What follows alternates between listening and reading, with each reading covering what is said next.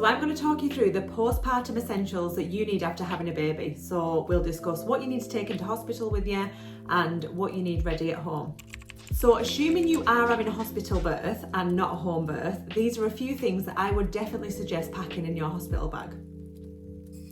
So first thing I would take in is some kind of big bottle with a straw. So when you have a baby, your body will lose fluid and you need to replace that fluid. So by taking a bottle that's easy to drink out of, we'll just encourage you to drink more. And these are amazing in labour. If they've got a straw, you can sort of drink in any position. So I would also pack lots of snacks in your hospital bag. So if your baby is born in the middle of the night, there's no tea trolleys or anything coming up.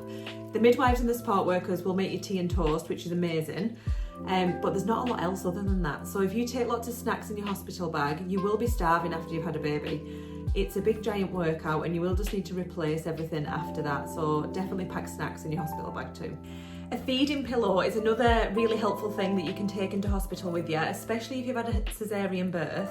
While you're feeding, your baby can be resting on your tummy quite a lot. And this can be quite uncomfortable. With a feeding pillow, it just takes the weight of the baby, so the baby's not resting directly on your tummy. So this could be another thing that you could take in. Another thing you need to think about packing is maternity pads. So when you've had a baby, you will bleed afterwards. It's similar to a heavy period, so you will need something for that. So you've got two options of maternity pads. You can take in this sort of pad. These just sit inside your knickers. Get the really quite thick ones, just because they're comfy. There's a chance that these can leak out of the sides. When you get knickers to go with these, make sure that you get big knickers to come up and over your belly button, just so they're really comfy and they don't rub on anything. The other option are these. So these are amazing for after you've had a baby. They're really soft, they're really stretchy, as you can see. They're elastic, and also the sides are elastic. These are disposable, so when you take these off, you just dispose of the whole things. They're elastic at the sides, so that just minimises the chance of leaking out of the sides. Especially if you're bleeding a little bit heavier, these are amazing and they're really comfy and they sit really high up. So that's another option for maternity pads that you could take in. So I'm now going to cover what to have ready at home for when you have a baby. So meal prepping before you have a baby is going to be a massive help to you postnatally. So if you can prep a few different meals and freeze them, that is going to make your life so much easier in that recovery period afterwards.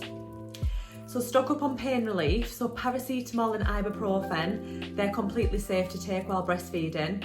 If you need slightly stronger pain relief, so say if you've had a cesarean section, for example, and you're needing a little bit stronger pain relief for that, just ask your healthcare provider to prescribe that. Just let them know that you're breastfeeding, so what they prescribe is completely safe. So the first few days, your breast will start to leak, especially on day 3 or 4 when your milk starts to come in. So stock up on breast pads because you will need these when that starts to happen. So what to wear postnatally? So you just want something really comfortable, no restrictive waistbands or anything like that. You want something soft, stretchy, easy accessible. So if you're breastfeeding, you don't want anything too restrictive like this. You want something that's easily pulled down. Nursing bras are amazing, so the ones that clip off to make it a little bit easier. So nothing too tight, nothing too restrictive. You just want to be comfy in that first couple of weeks.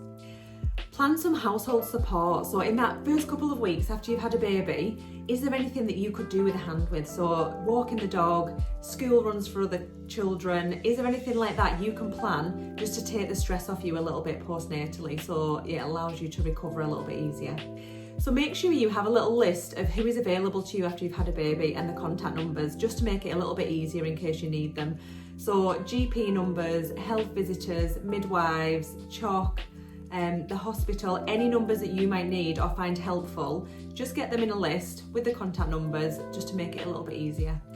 So the postpartum essentials for a vaginal birth and a cesarean birth are pretty similar really. There's nothing massively different that you're going to need. So you're still going to need to replace that fluid and nutrition after having a baby. You're still going to bleed for up to 6 weeks. Your breasts are still going to leak, so you're still going to need maternity pads, breast pads. Loose clothing is going to be essential regardless, so you want trousers that sit up and above your scar if you've had a cesarean birth, just to reduce any chances of irritation.